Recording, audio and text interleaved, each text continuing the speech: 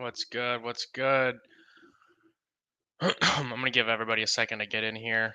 It's a later stream, so usually there's less people in here. But also, if you're watching this on YouTube, you might as well go ahead and fast forward a couple minutes. I'm literally just sitting down.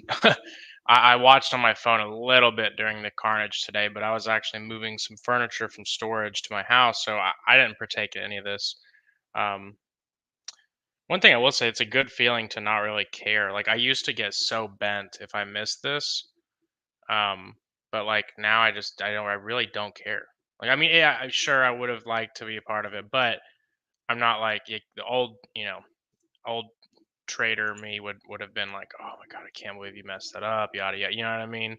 So it's good to establish that kind of mentality because the market's always going to be there.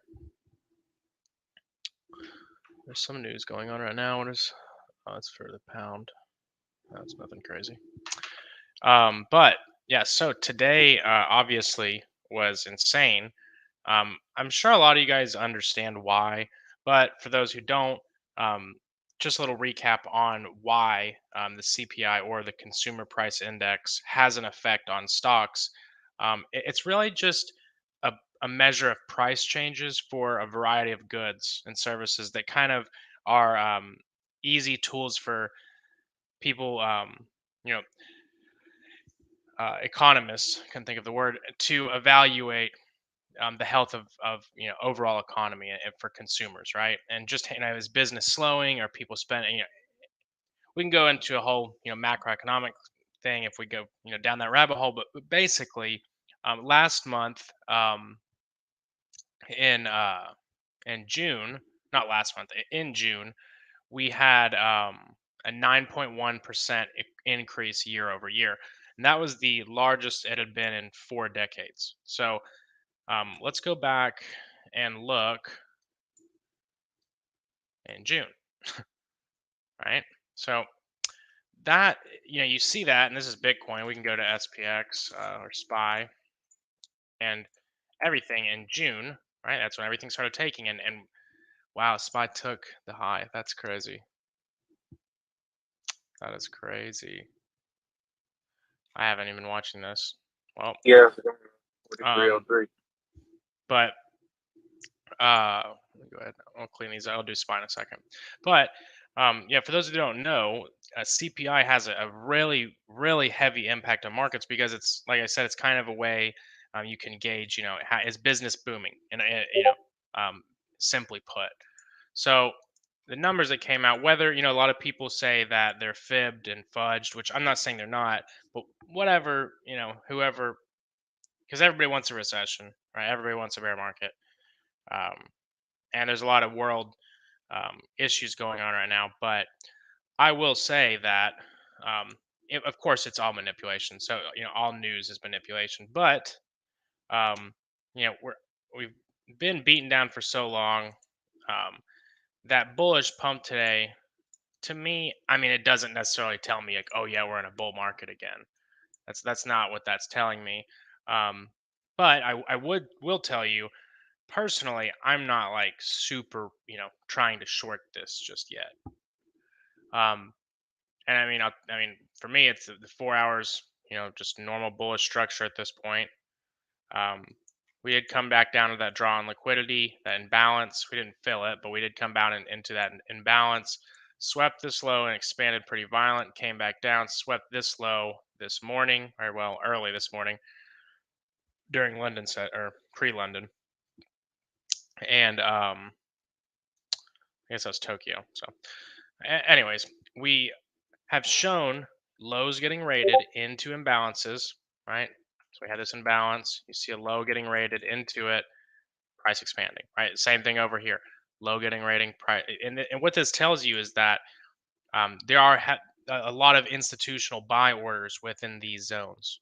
So what I'm looking at here on Bitcoin, and again, I haven't even looked at this like at all. This is the first time I've looked at it. Um, 1 hour to get a clear view. So this looks more like a liquidity raid right here. So, but this imbalance holds some interest right here.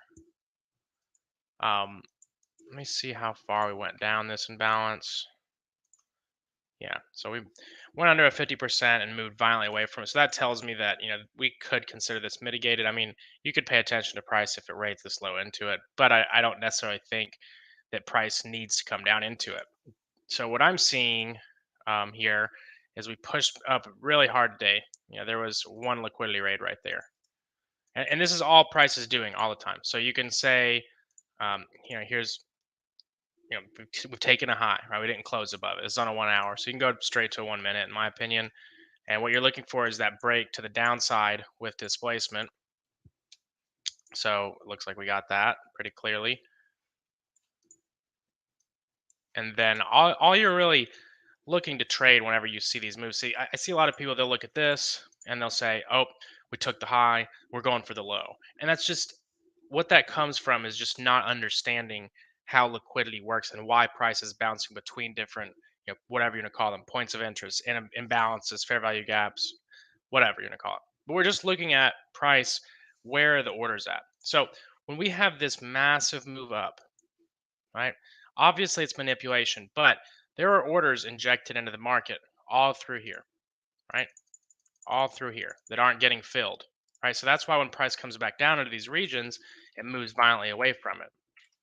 Now, at this point, what I would look for is, since we rated liquidity to the upside, and look what happens. You raid up here, go on a 1 hour, you raid, you can confirm that with the low time frames, and that's just by a break of structure with displacement, and you just look for a fair value gap to enter. This would have been pretty fickle. Actually, no, we hit it right here. Hit it pretty quick, right there. That'd have been your entry. Now, a lot of people, like I said, they want to target the bottom. For me, what I would have targeted would have literally just been this low right here, right, or maybe this demand candle. But you don't want to get all crazy with these targets, or maybe you wanted to target, into the. I don't think there was an imbalance at that point. Well, actually, yeah, there was, because it closed. Yeah, I would just target that low, because if you look, that that's right where price dips in an imbalance. But on a macro perspective, price is most likely seeking these orders, right? There's going to be like a magnet. Right? There's orders down here, and price, when it's expanding, it's not even necessarily um, because of the buy orders that are put in. It's because there's an inefficiency of supply and demand. Or I'm sorry. Well, yes, that as well, but an inefficiency um, of orders that haven't been filled, right? And this fair value gap. That's why people call it inefficient price action. There's so many different names, but if that's going to be your draw on liquidity, we go over that, and we've talked about how that happens on the daily chart. And price is price. Time doesn't matter. It's going to do what it needs to do in order to satisfy the books, right?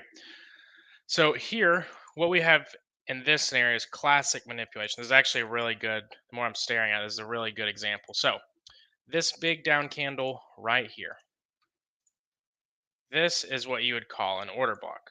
Now, notice that I look at order blocks and demand zones differently, personally. I think that demand zones oftentimes are a higher time frame view of an order block, and it's just a zone where we're anticipating um, that reaction. But whenever we have a big candle like this massive down candle, there's a lot of volume in it, and it raids liquidity, right? It took liquidity here, here, here. So you're sweeping out all of those buyers, right? So if smart money wants to push price here, or wherever it wants to push price, it has to create liquidity. It engineers, the algorithm's engineering and seeking liquidity at all times. So in order to create enough sellers, right, what do? They sell themselves in order to push price under all of these stop losses. Then what happens? You see a rapid expansion. So, and this is clear proof of manipulation, right? Remember, CPI wasn't until right here, that area.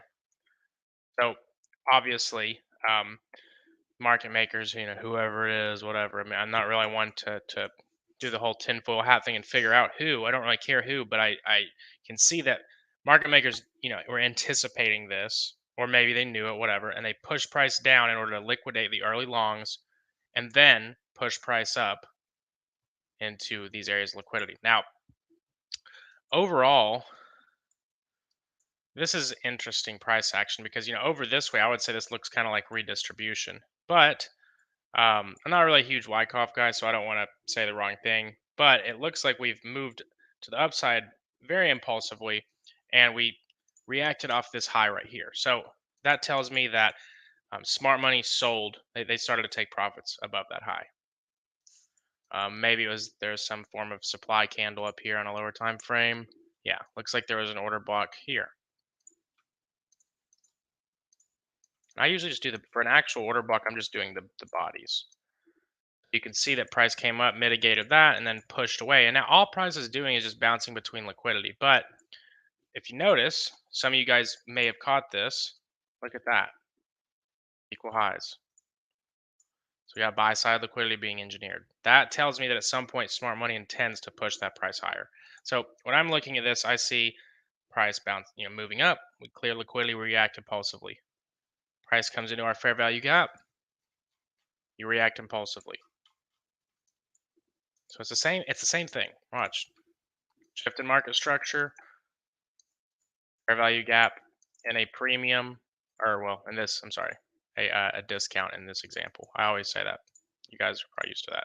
Of the impulse move. Now, I always measure just the impulsive move. A lot of people will measure this, but to me, that wasn't where displacement started. Displacement is where it's undeniable. It's clear.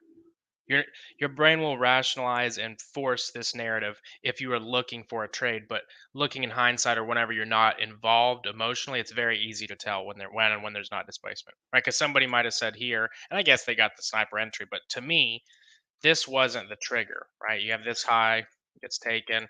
Yes, there's a fair value gap here, but to me, that wasn't the trigger, right? I guess it would have gave you a better entry, whatever. But to me, that just wasn't it. So what I would look at is the first imbalance, and I would have just played the top of it. But you see price came down. It came down a little deeper. It actually went all the way down into this area, which doesn't always happen. Maybe you play the final imbalance. That's your strat. You got the better entry there, but and then we see all we're doing here is we're confirming that price is reactive impulsively to the orders that we're anticipating are in this fair value gap. So once we've breached one area of liquidity, so price is going to bounce to another. All right, once we can confirm price directing here, where are we going? This high. It's just the next obvious area of liquidity. And this is the same thing we talked about on the daily charts. So we can see that there's a lot of manipulation. Um, obviously we knew that was going to happen with CPI, but what I would look at here, and I'm not really going to trade tonight. I don't like trading during Asia as much. But if we have this fair value gap here, the two areas of interest they're pretty obvious to me. It's going to be maybe under this low in this fair value gap, but if we go to that low, I would look for this order block. But I could see price coming in here into this area right here, and if you see the low time frames agree, coming up and taking these highs. At that point, you're going to be above equal highs in an imbalance, and then I could see a short maybe down to this low. But you can see how we can build that narrative or build an idea of where price is going and why, and then we just use the low time frames to execute on it. We don't use the low time frames to build a bias. We don't use the low time frames to tell us where price is going to go necessarily. I mean, we use it just to confirm zones, right? You could also look at all this as an order block too, really. I mean, that's a stretch, this whole area. It might end up being one on the daily. Yeah, look at that. I could see price expanding from here. Now, overall, it looks like we just formed. What's this? Oh, we just drew. Yeah. But yeah, I like those highs right here.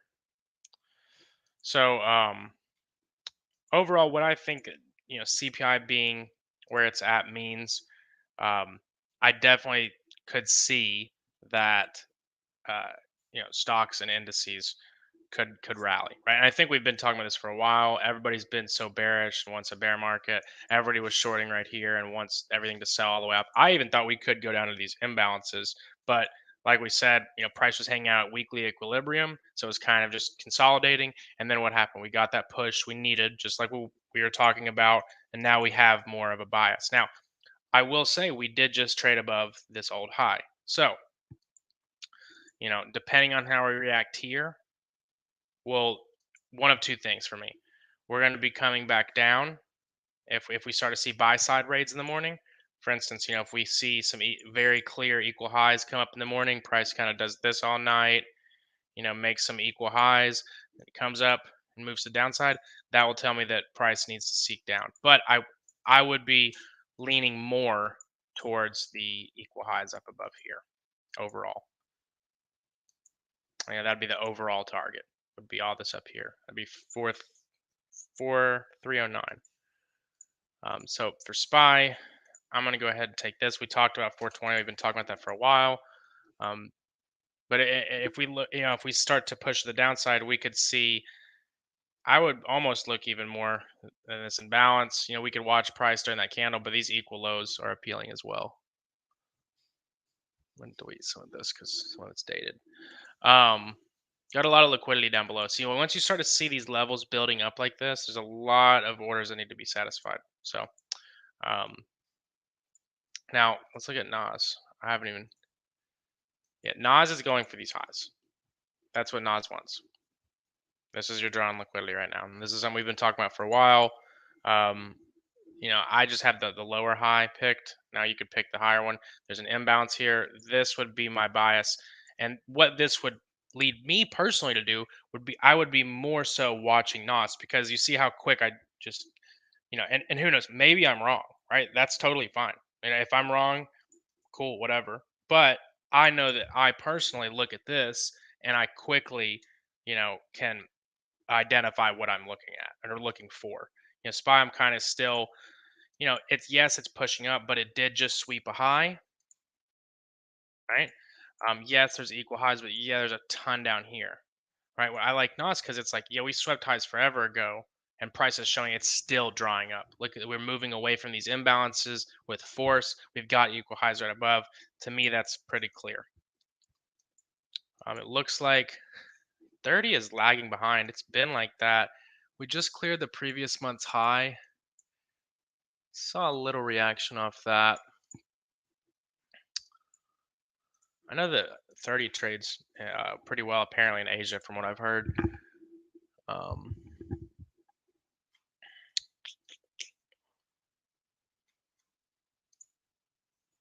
the 4-hour. I mean, you're closing above it, so this is interesting. If you wouldn't have closed above it, I'd be a little bit more apt to sell. I think this could just consolidate a little bit. I mean, overall, you did react pretty harshly off of this candle right here. You don't really break any clear lows for me. I mean, actually, I don't know. It depends how you. I mean, internal structure did get taken, but I look more for kind of like swing lows when I'm looking at this. The 1 minute probably gave an entry, but that target was probably already hit. Yeah, it's really not clear. Overall bias though for 30 would be similar to SPY in the sense that it cleared this previous monthly high. What I would what I would be more looking at though would be these highs up here. I think it wants that. So I like 30 as well. Maybe we get a little retracement, maybe we get some sell side raids, but I like 30 to these highs, just 34, 472, or sorry, 33, 472. Everybody's like trying to short right now, and I mean, like if you're gonna short, like the way that I trade is a little different. Like I'm not, because everybody's always asking, like I get a lot of DMs like, do you think ETH back down to like 14? I'm like, dude, I'm not trying to like catch the entire move. Like I've learned that I can make just as much money hitting very small moves. So I don't really care about, um, you know, catching the whole wave back to 1500 or something like that. What I'm more using my daily bias for is just to influence what I'm looking for when I take those in and out trades. You know, if I'm looking, if I think the price is going to go higher, I'm going to look for sell side raids. I'll take a buy side raid, but I'm probably going to risk less on it, or I might be more hesitant to take it. Um, ETH's daily chart. I mean, man, it's interesting because yes, you're in this massive daily order block here. You kind of swept out some old highs, but when I'm looking at this right here, I don't really see a clear area. Let me look at the weekly.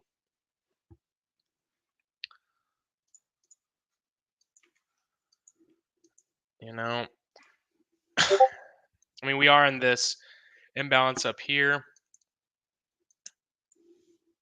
You technically have a small bit of this imbalance to fill. This could be something to watch out for right there.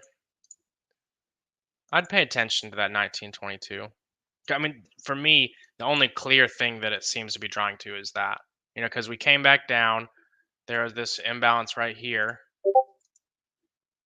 and price reacted and moved violently away from it. So, and then I look, okay, well, what are we moving into? Well, yeah, the order block, sure, you know what I mean, but I'm looking at it more from like what highs are left, and I theoretically there is an imbalance here, and there's a high, so I would look at this 1922 to 1990. It's like 1920, and that's on Binance. Um, Again, it's not the absolute clearest structure. I'm gonna go ahead and delete some of this just because I don't need it anymore.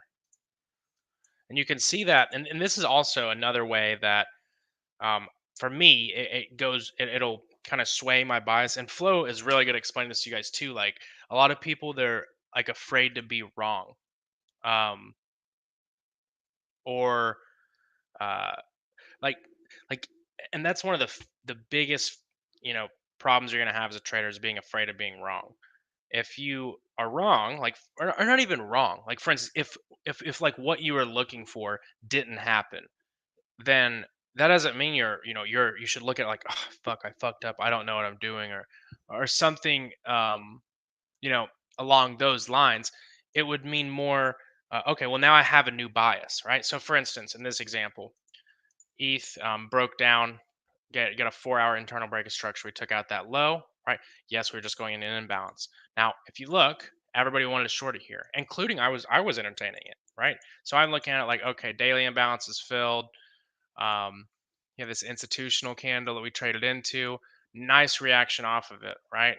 Just price straight pinged right off of it, and we looked for price to come back down. But if we had this break to the downside, and then we, for one, there wasn't really a clean supply candle. If you see these wicks, that's just exhausting retail traders. That's all that is. Rick, you think of wicks as retail liquidity, right? Because what price is doing is, it's just, if it moves to the upside, those are low time frame buy side raids, right? That's how you can view this. That's why we look at the daily. We want to have this little bit. Whenever we start to see, we're looking for our draw, where price is moving to.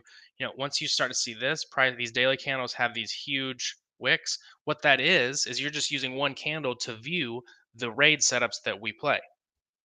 Because, like, for instance, if price does this number in the mornings, right?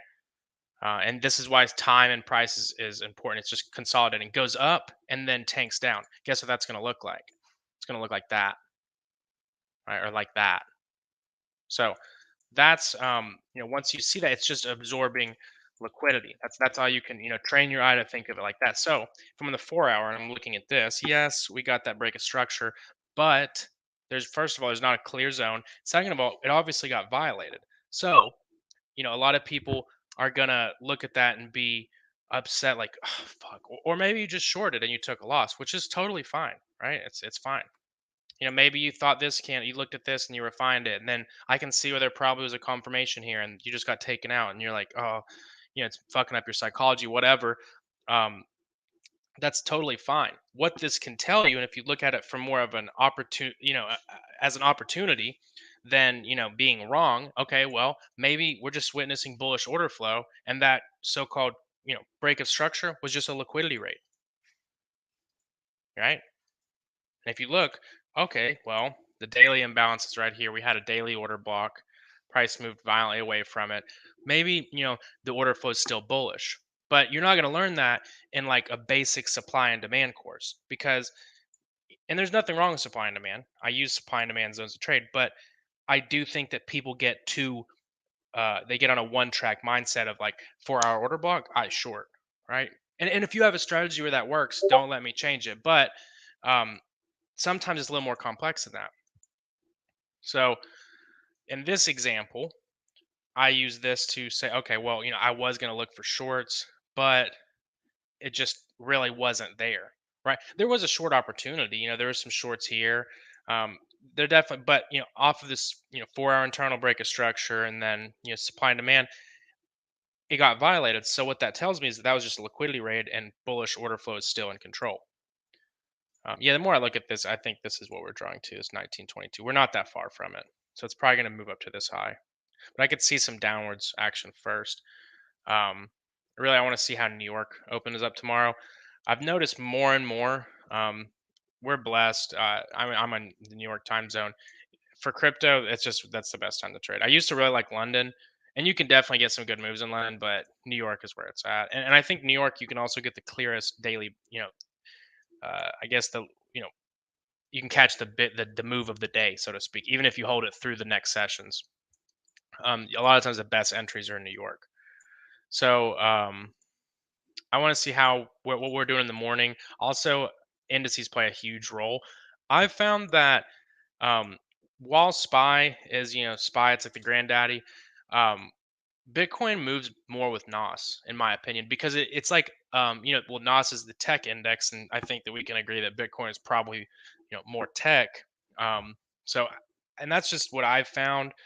Um, but take that as you will. Something else I want to look at is gold. Oh wow, it reacted nice.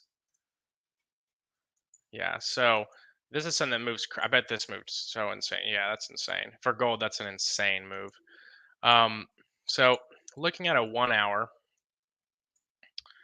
first of all, it just needs more time just because of this right here. That's a pretty wild range we're within. Um, but that looks like a fat ass liquidity rate, in my opinion. This right here, and that immediate reaction, like it didn't even last till equity open. It was literally this move was literally was retraced into equity open. Right here is a 930 candle.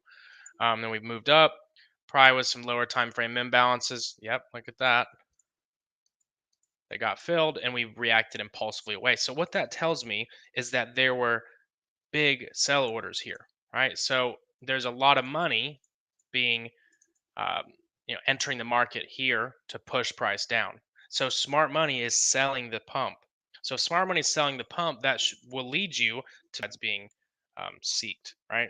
So now you want to stay, on the hour. We could look at these lows now. There's kind of these equal lows forming down in here. Um, but from like a 5 minute perspective, you could have just said, okay, well, the recent lows, right? That's your most. If you're looking at just this, where's the sell side liquidity? It's just the low that you just moved impulsively away from, and it's not this low, and it's not, people say, oh, okay, well, these are equal lows, kind of right here, or whatever. It's just going to be where we moved impulsively away from. That's where the sell side liquidity is at, and you can see price was gravitating towards that. Right. So then what? Price, makes imbalances on the way. So now we've got all these other areas where there might be institutional orders. So once you can establish that, you just look for price to bounce off of imbalances and seek lows or highs, whatever it may be. Now, also look at all this, tons of liquidity down there. So we talked about this a couple days ago. We're starting to see liquidity rate after liquidity rate on the high time frames. This is a 4 hour chart, right? So that holds a lot of value. Now, if we're looking at the daily on gold, these fucking notorious 1680 lows. I mean, don't ask me how this hasn't gotten cleared yet. Gold is definitely the most manipulated asset. Even J.P. Morgan, multiple institutions have been charged and fined. I mean, it's all slap on the wrist. But there's been whole legal cases over the manipulation of gold. So um, that's probably why this hasn't gotten cleared. But what I would look at on the weekly here, again, and what we just went over goes for any time frame. If we start to see a reaction, we've came up, fill this imbalance, right? You also want to look, which this is something I'm kind of just now plotting. You have that order block right there. I wouldn't pay that too much mind because it's not that clear. I mean, it is It's not the last candle, but it is a big bodied candle. The wick on the bottom's a little too big for what I'd like for a bearish order block. But let me see. Yeah, that would probably be what I'd be looking at. So, you could say this is your supply zone. And again, a lot of the times, this is something else I want to reinforce. People say like, what way is of TA is better than the other, this and that. Here's the mind blowing thing that people fail to realize. Whenever price moves really fast, guess how many different types of technical analysis probably could have caught that move. All right, so who's right and who's wrong? Right, nobody's right necessarily or wrong. It's just that their edge or their strategy worked in that scenario. Why did it work? Because it aligned with smart money's intentions. That simple. So whether you looked at, maybe a potential reaction off the imbalance, maybe you looked at this order block, maybe you looked at this supply zone, the last up candle before the break of structure, whatever, you saw a reaction off of all of them. But really, for like a big reversal, what I personally look for is a 4-hour break of internal structure with displacement. We haven't got that yet. Really, for me, it'd be here, but I'll go ahead and tell you, I would think, price is going to react from this. I could be wrong, but even if it does react, it's not necessarily going to make a new high. So Indy said, I just realized this last time. I can bring this up on screen so you guys can see it. So no crypto said, I just try to think about trading, reacting in the present moment based on both recent and old past, because future is just probability speculation for retail. As okay, yeah, this guy has it 100%. Like, bro, you've got it. That's literally, you have to be, it's like the book Trading in the Zone. That's being in the zone, like that. You just described that. So you know what's up, Adaliki? How you doing? But you can't get caught up in anything but the present, and you have to see things from an objective, opportunistic perspective. You can't look at it like the market's scary or the market's gonna fuck you over, or every trader should have a fear of the market or any of that stupid shit. It's just, the market's just giving you information, and how you interpret that information is going to be heavily reliant on, what you look at. Uh, you know, if you look at the market as potential pain, right? But anyways, for this right here, we've got a lot of liquidity in those lows. What I'd look for in this scenario is price. I mean, it's already reacting off this imbalance, to be quite honest. And you could look at this as a breaker block right here. It's a massive candle. But you see how price didn't go above this high, the wick high. So when we're looking at breaker blocks, um, simply put, think of it like an order block before a liquidity raid. So was this a liquidity raid? May not look like it on this time frame, but we know on the 4 hours it was, right? So that was the sponsor of a massive liquidity raid. So we can look at this as a potential area of reversal once price comes back up into this area, because these orders are going to get mitigated. Now, I'm not necessarily saying that I think that's going to happen. Personally, my strategy is, and this causes me to miss trades sometimes, I look at the impulse move, which really for me is right here. One could drag it down there if you want, but to me, this is the really impulsive move. I would look for price to come up to a premium. Now, you could even see something like this, and this is where people get frustrated. For instance, let's say like, okay, well, price reacted to the breaker. So everybody that wants to short gold, they're like, gold's going to 1750, right? And they're gonna short gold, try to, it maybe it hits and you make a fucking bag, but most of the time, this is what's gonna happen. Price is gonna react, right? It's reacting to this area of liquidity. Guess where it's gonna go? Right here. Gonna tag that. Is my disk? Hold on. Is my internet fucking up? Because my Discord fucked up. Shouldn't be. Maybe it's just Discord. Okay, it was just Discord. Let me push my screen back on. I thought the feds were like, he's giving the secret sauce. Cut him off. Fuck. But like, You know, like in this scenario, let's say we do react to this breaker block. Like where if I took a trade here, I would personally be all the way out right here. Because to me, that's the most. I mean, probably before that, to be honest, because you had a very easy trade here, right? What are we looking for? Looking for a break of any low with displacement. You definitely got that. And one thing I will say, I was not really messing with gold, but honestly, on the lower, like really low time frames, I kind of like the way it's been moving recently. But you have to. Here's the thing, though. You gotta absolutely have to take profits aggressively. You know, you don't try to swing this. I mean, it's you know, it's a demon. So, for instance, like this kind of scenario, um, you know, let's say you took a trade off of this, the bottom of this imbalance you're in right here, stop loss right there. Um, you could go with like a fixed 2R. And I know that 2R is low. A lot of people are gonna say, "Fuck, this actually got lucky." That is not usually how that happens. But yeah, it's I think it's probably gonna go lower here, but maybe you target all the way down here. If you target all the way down here, first of all, that's a super fire trade, right? You definitely should be taking profits along the way and de-risking. But let's just say price does go and comes under this low. At that point, first of all, unless it does it with displacement and leaves a fair value gap, let's just say yeah, I 100%. Uh, Fernando asked me if I read Trading in the Zone and do I recommend it. I would say you are really hurting yourself by not reading it, in my opinion. It's this very short book. It's like 200 pages. I promise you, it won't hurt you, and it'll probably make you a much better trader if you listen to it. But in this example, right? So look, price moves up into an imbalance. It came back down into an imbalance. Now it's moved back up into an imbalance. Where's it going? Down to this low right here. Right. But let's just say price, blasts just like complete, carnage down under this low, and then there's a massive fair value gap. Well, then you could look at that fair value gap because it's the most recent impulse move. It's the most recent footprint of institutional involvement on the time frame you're looking at. But so then price, let's say, okay, comes under these lows.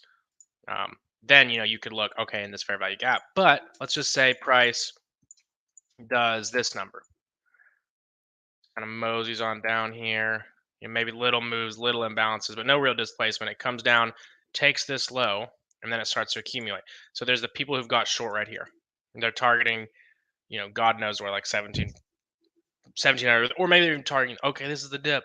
I'm targeting the weekly equal lows, whatever. But this is where people get angry because a lot of times I'm sure this speaks to at least some of you guys. This is a problem I had a lot whenever I was learning smart money. But price comes under this first area of liquidity. Then you start to get those low time frame breaks of structure. You're like, oh, this is just a little retracement. It's just coming back up. But guess where it's probably going? If you didn't leave an imbalance, it's probably where's the next area of liquidity? That high. But people say, oh no, but the breaker block, it reacted off the breaker. That was the entry. It's like, yeah, that was the entry for this move.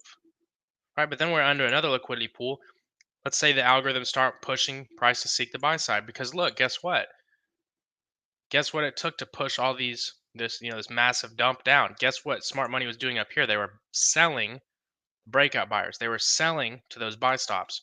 So once price comes back up into the area where there's institutional orders or comes and tags one area, maybe it leaves more equal lows. Now you've got even more liquidity down here.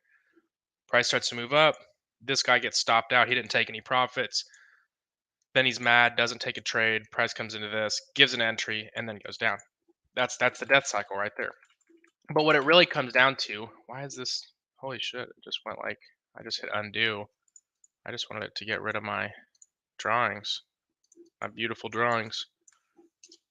But I think a huge problem people have is not taking profits based off of they're going to use lower time frame setups and lower time frame liquidity to enter, but they're not going to use it to exit. So it's kind of random, but I thought that was a good example. Um, and for me, that's why I would be out. I wouldn't even be taken all the way down here. When I'm playing like a supply and demand entry, if I get like a 4-hour change of character, and then an hour or a 15 minute, and then a 5 minute, then a 1 minute, yeah, I'm gonna usually, if it's pro trend, I'm gonna hold that shit. Right? It's a different kind of entry model, so I treat it differently. I play it how it works. But when I'm using these intraday liquidity pools, you can't look at it like that. Overall for gold, I think gold looks like shit. Gold does its own thing. I mean, this is where me personally, I would be looking for potential sells on gold. But I'm not really going to try to swing them all the way. I don't really like swinging gold. I actually shorted gold yesterday and I left a small position up. I literally set my alarm earlier this morning, just to, like way before CPI, just to close my runner. And like obviously, thank God I did. But so for me, like the idea to like swing gold, if you hit it, fuck yeah. But I know that I can make enough money intraday off of it to where it doesn't really bother me to miss the move. But I will say, I do think a bigger move's coming. Now, if I get that supply and demand entry where we can clearly see, supply stepping in and taking control of the market, that's where I look to enter swings. But for me, I haven't even seen that yet. Because, you could be more aggressive. Maybe, you use a 15-minute break of structure, which theoretically, for me, internal structure, I haven't got that. That would be this down here. That's just the way I'd map them. Shift and structure for me is different. It's just any low, but you got that. I get it, but I'm looking. The reason I use those, that's more for liquidity. Does, does that mean I'm a gold digger? Yeah, I'm digging for fucking. I'm literally. I'm gonna sell. Yeah, I don't know if that would make me a gold digger or not. I was gonna try to come up with a slick answer, but that didn't work. But I would look for more of a short narrative. We've got a ton of trend line liquidity built up here. Sell side Q4. liquidity is equal low, these equal lows, and then uh, this is where I'm expecting. Actually, now we've moved so far away. To be honest, I'm going to leave this daily imbalance here, but I wouldn't say this is a draw on liquidity. This is old. What I'd be looking at is this low. Is this is 1754? Yeah, 100%. There was a reason I kept saying 1754 or 1752, whatever I said. I almost just typed reason. You guys ever do that? Like you are saying something and you're typing, and you start to spell out what you're saying. But yeah. So I like that level. This to me is drawn liquidity, and you could frame trades around that. And I really like I like this because I feel like, at least, no one knows for sure, but I feel like I can get uh, a grasp on where I think price is going and why. Like if I'm looking at holy fuck, Euro fucking flew today. That's crazy. I was gonna say, um, before this, it was like doing this, and I was like, looking at this. This doesn't really like appeal to me too much. Like we talked about, you had sell side liquidity. You're just kind of consolidating. It's like but I will say honestly, after that, I like that. Right, so that would lead me more to look for this daily imbalance right here, and that it tells me that price is drawing to that. Let's see if we got a closure. That's iffy. So what I would look for in this scenario, yes, it's showing a fair value gap, the indicator, but this daily candle hasn't closed yet, so it's just the way the code's written. What I would look at though is this candle right here, and I would consider that. Have I made a template for order block? I make too many templates and I don't know where, and I forget which one's which. But I would look for. I'm actually gonna set an alert for this. And I would look for, maybe a 1 hour or 15-minute break of structure with impulsive move up in this zone, really anywhere under this level. So I'm going to set an alert for that. I do like the way that this is starting to move. I will say that. And looking at the weekly, oh, it filled that whole imbalance up. Wow. Actually, that Thought that was much higher. So weekly is rebounds. You reacted pretty rough off that. Um, I still like the daily imbalance up here, to be honest, but that weekly could uh, pose a problem as far as trying to get up in these regions. But I like this so far. I would wait for retracement under these levels, fill this imbalance. If we form one, maybe it does in this next daily candle, and there never was an imbalance. But that's kind of what I would look for is price to trade under here and watch price in this area. If we start to get bullish price action there, I would look for longs. But again, I'm not going to target. I know you guys get tired of me saying it, but I'm not going to target. I'm not going to get. I'm not like looking for any long to take here and just riding it to fucking Valhalla. It's just building the notion that price may be wanting to move up there. So I'm assuming okay, GU has preserved these highs. This is what we're drawing to for me. I would look for these highs at this point.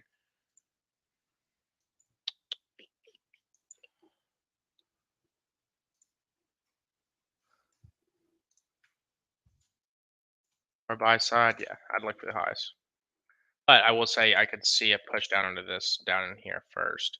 So what I would like to see ideally is a consolidation here, form some lows, maybe one push here, and then you start to go back up. That I'm probably going to watch this heavily. I'll set an alert for this imbalance, but I try not to watch too many markets. Right now, my focus has been on Bitcoin and indices. Um, if the setup arises, I'll take it. Now, Aussie dollar, this is something else. They've had a lot of volatile news. Okay, it moved into the daily. We had sells on this that we canceled. Thank God. I was like, I'm not holding that through CPI. This where was the sells at? I think it was in what's today's it was up in this region, I think, right? Yeah, it was up in this region, somewhere in here. No, it was off of this one right here. So thank God, obviously we canceled that. Would have gotten fucking annihilated. There's like two people who DM me. We're like, "You sure? Don't change it." I was like, "Yeah, I promise. Don't leave that." But we came into this daily imbalance. I could see uh, maybe price one down, moving down to at least this order block down in here, this imbalance. So again, this looks like we're at an equilibrium of a weekly impulse move. We came deep into a premium. Actually, it seems like. Oh yeah, it's way more than I thought. Yeah, I would start to see potential selling ideas, but again, I want to see price give me break structure with displace from the lower time frame. So I'd chill on this till I get that. Also, you got to be careful. Let me see what DXY did today. This is going to be important. I'm assuming it fucking tanked. Yeah. So push back down. It seems like we reacted to this imbalance, but price was still seeking the lows. Obviously, what this is just showing us is that smart money was distributing their value from dollars or from cash into assets, and that's 100% moving along with the CPI. And that's super bullish, right? When we come back now, whether or not they're just faking numbers, whatever, it doesn't matter. I mean, I guess maybe if you care, it matters, but it doesn't matter for markets. So um, overall, I think we could be seeing a move back down to this 103,212, and where I got that level is just the monthly order block right here. Right, price comment paused, last little sell off before a massive move up. So monthly price delivery is still between these pink numbers. So I think we could push back down into this region. Let's see on the weekly if we have anything down here. There's an imbalance right there as well. Because if we failed here, if we reacted here nicely and held this, I was looking for this high in this area. But as you can see, we kind of are pushing down. We didn't really close. Could be liquidity rate. I think that's too early to call. We're going all the way down here. But the fact that that news came out, the dollar's being distributed, we're looking at a lot of markets that are heavily, heavily beaten down still, even though we've been rallying. So I think we could see a little bit of a bullish scenario for a little bit for all markets, as far as stock and crypto. I bet USD JPY is fucking. I haven't looked at this, and this may be the time to start paying this pair attention again. Oh yeah.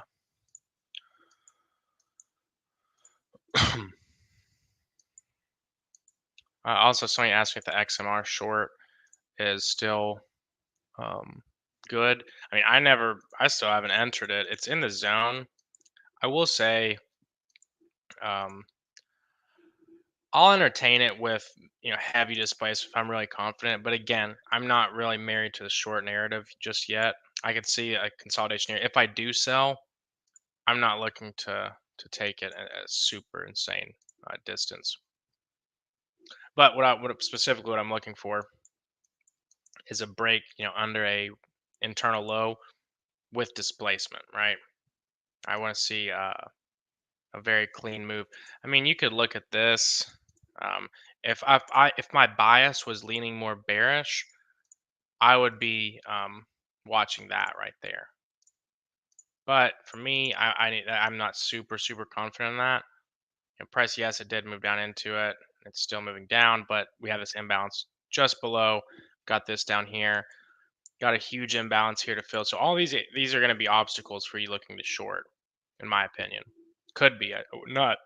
I shouldn't say will be, but could be. So for me, I want to see more displacement, more of a fair value gap, and there's really nothing here. So I'm kind of chilling on it for now. There's probably a nice short opportunity to have been had lower time frames here. Yeah, super clean. Super clean.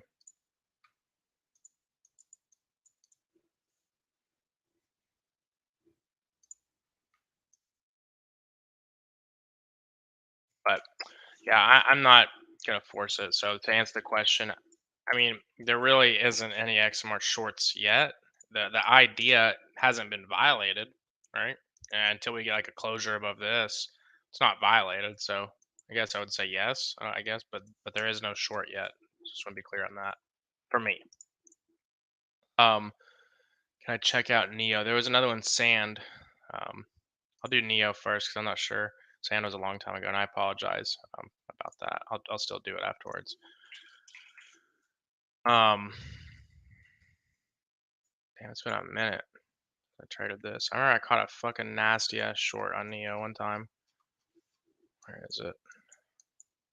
Fucking nasty. I didn't hit full TP, but it was like a fucking 25-hour trade. But let me go ahead.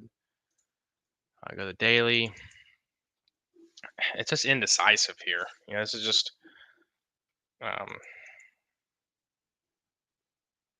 I mean, there's gonna be a lot of liquidity above these highs right here. Yeah, I like this level right here.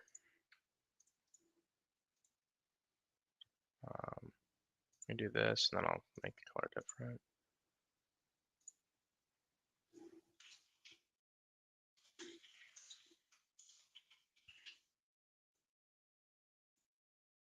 Oh wait, I had that already. Never mind.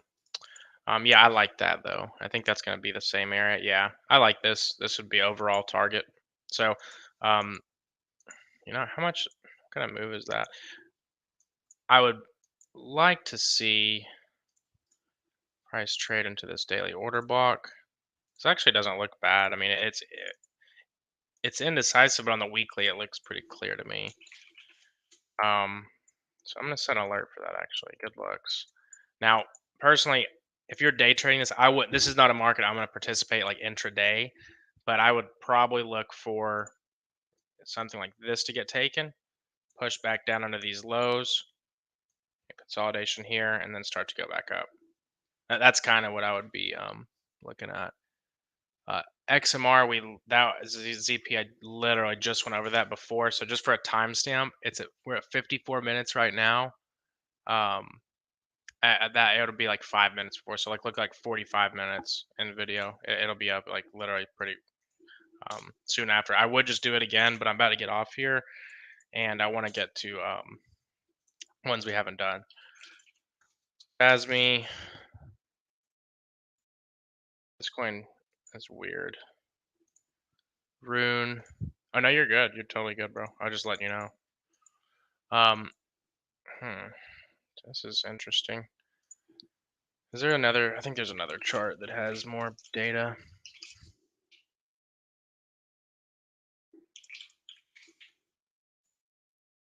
Not much here. Shit is fucked. Shit looks like a rug pull, if you want my opinion. I mean, I wouldn't. I mean, you know, I'm gonna say this, and then it's gonna fucking fly 300%. I would personally just not even pay attention to this. That's just me. Looks like a legitimate rug pull. But you know, if you like the project, I mean, fuck. You know, stop loss is 0 at this point. It's literally fucking almost worthless. But I mean, guess these trend lines. I would. Like when I look at this, like for me, you know, this high would possibly be of interest, like above, like right above this high, or even above like a trend line type deal here. You got this down here, but yeah, no, you're good. You're good. I mean, like maybe I'm just being biased to that, and that's just for my style. Like I know people fucking mark this coin.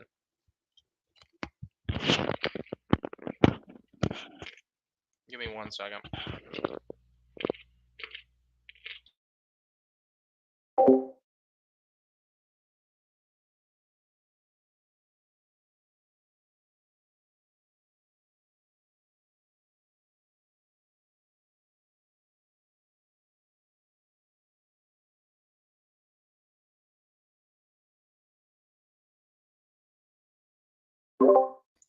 Sorry, guys. I was eating a carrot with some hummus.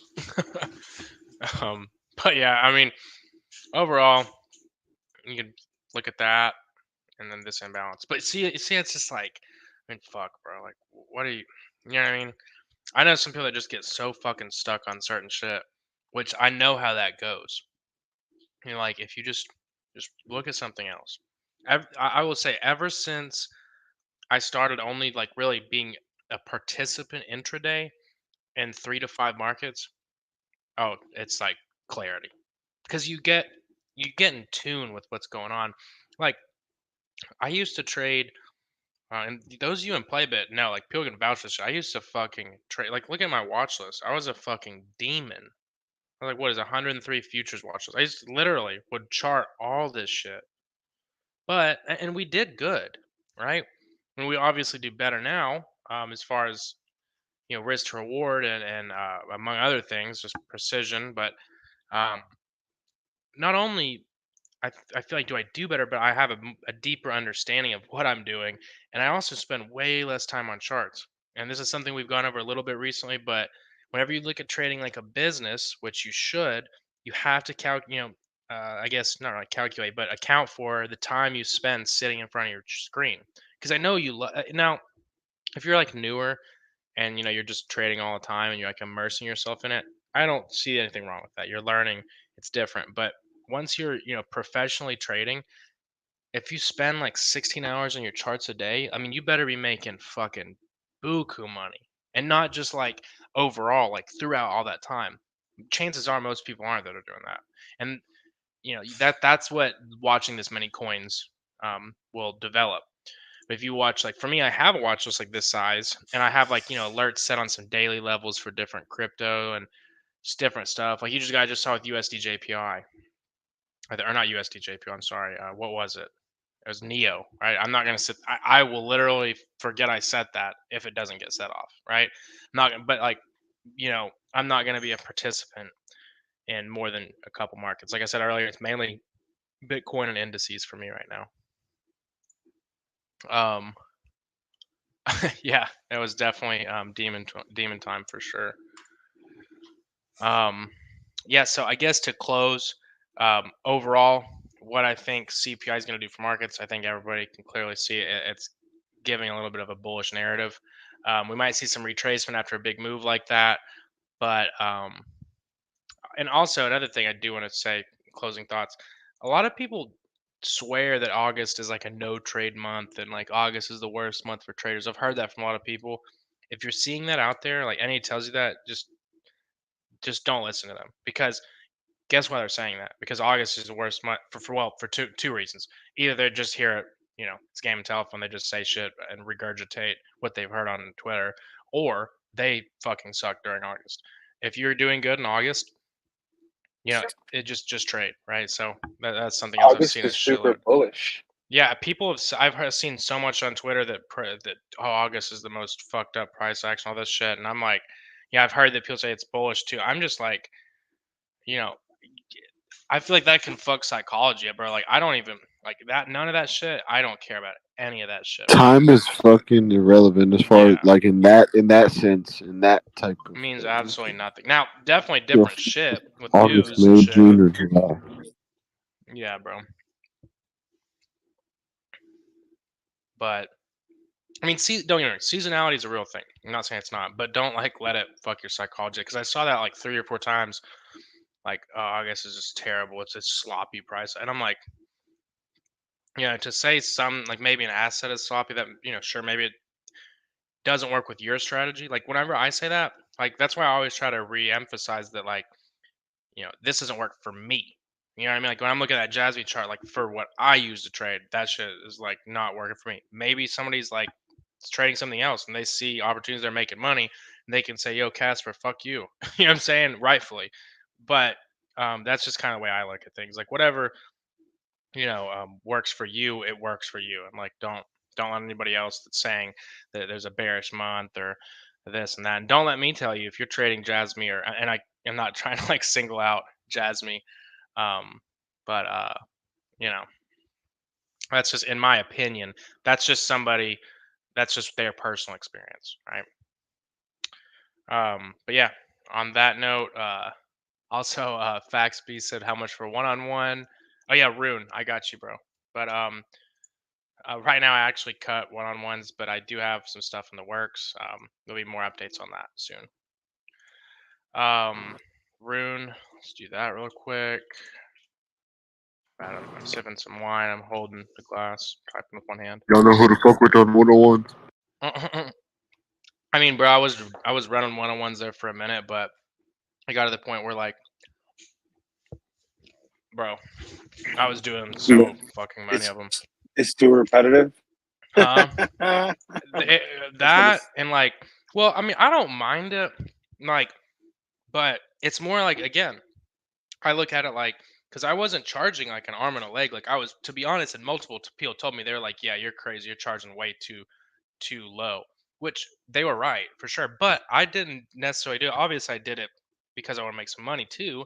But like, I didn't need to do one-on-one. I just did it because I enjoyed doing it. Started out just doing it in play Like bit. you're just trying to make a killing off the shit, basically. Yeah, no, You're I just really trying to, didn't give a fuck, but bro. Like, you need something for your time though.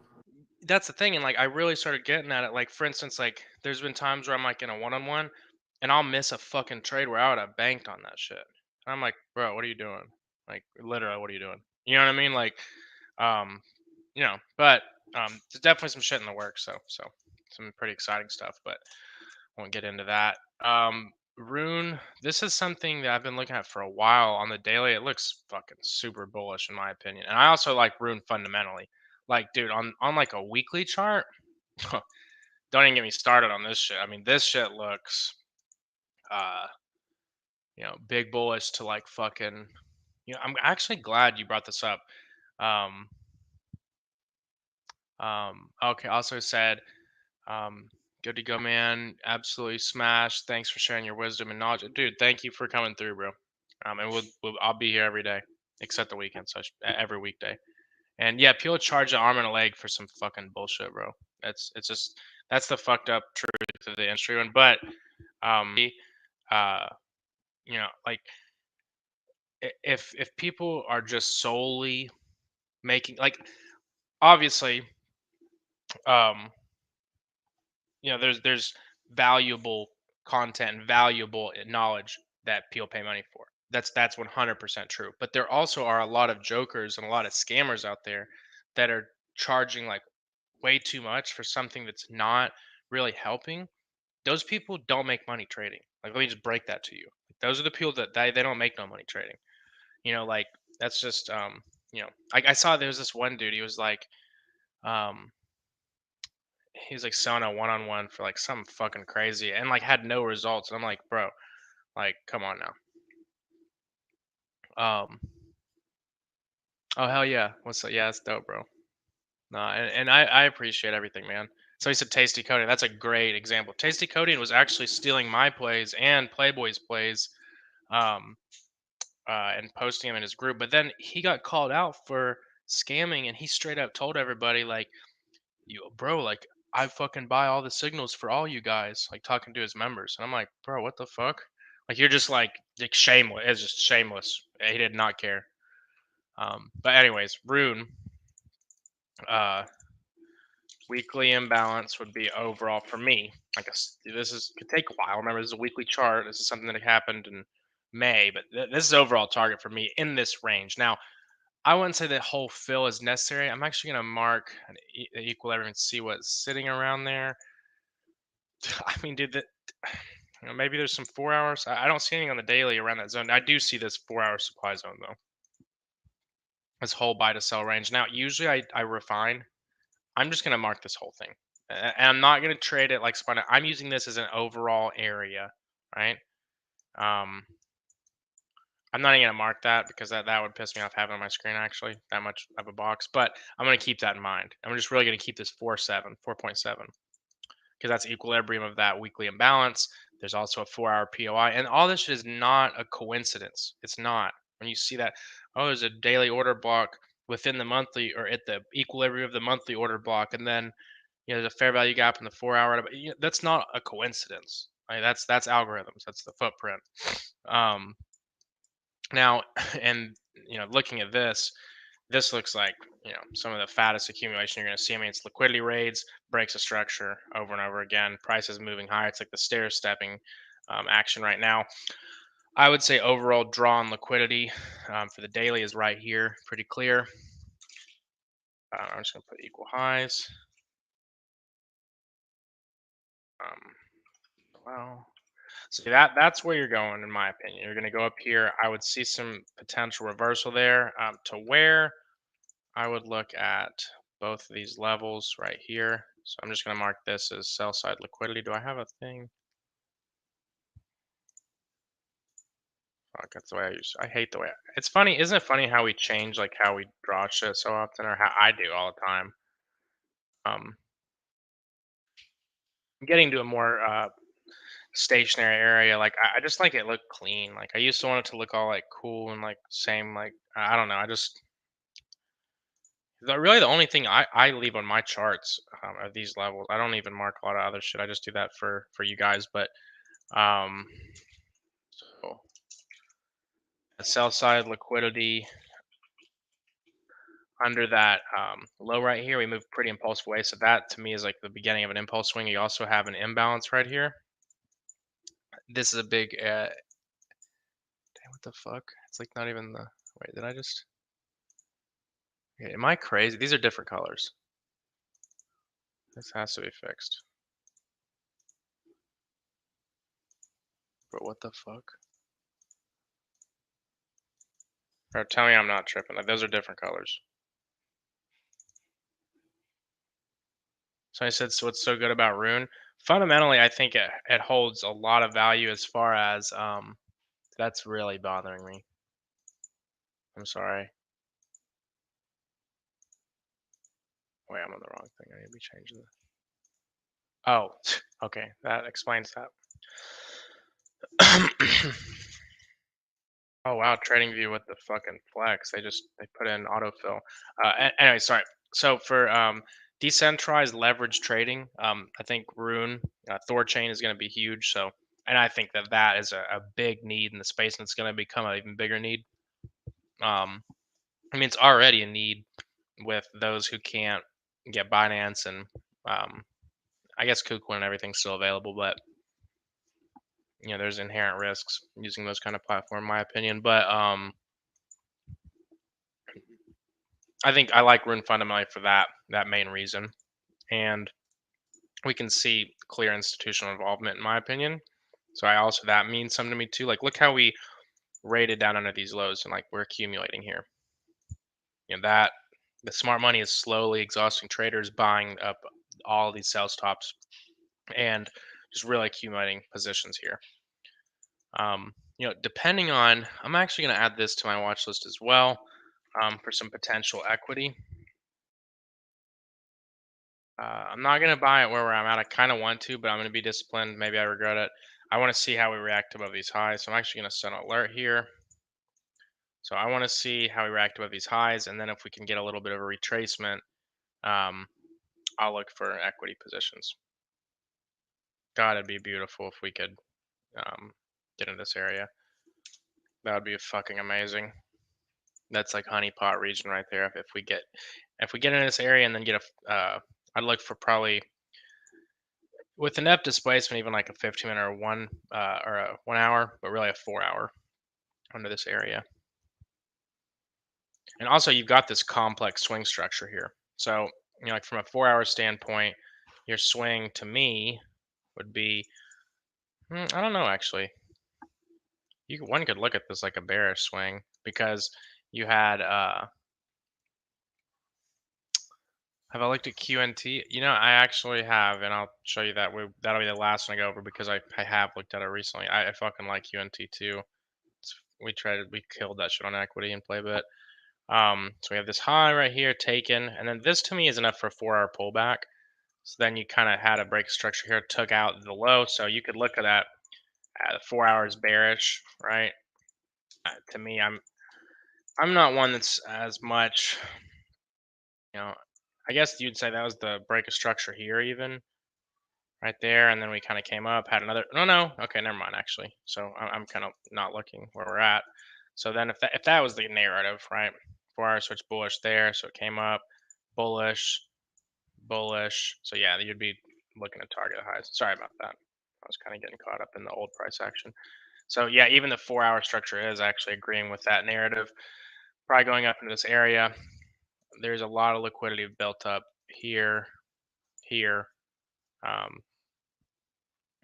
and I could see a push back down into this area. That'd be very nice. But I'll actually just gonna watch the price above this area. So QNT. Wait, let me do USD or put UNT USD. That's funny. It hasn't done what I wanted to yet, but I want it to trade back down. It hit the imbalance first, actually. I just realized I drew this. So it came up into this imbalance. That was the draw for me. Somebody, a good friend asked me about this coin, actually. But draw was met. So, oh, awesome, man. I appreciate you too. I will see you next time. We'll be on here tomorrow in the morning. So maybe a better time for you. But I appreciate you, man. Sleep good. So here, now that we've came up and we're consolidating here, kind of just chilling, I would look for this fair value gap down here. And this is actually a really nice setup. I'm going to set an alert for this low right here.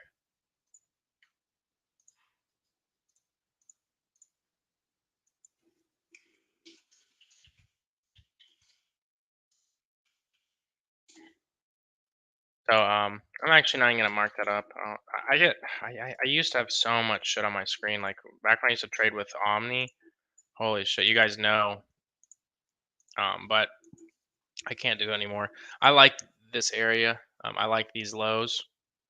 So once price gets under that sell side liquidity, it's the same thing. Price comes in here. I'm gonna look for the lower time frames to get a break of structure with displacement, and after that, depending, let's just say this would probably be the draw on liquidity would be this high. But see, we're building up a ton of liquidity up above all these highs.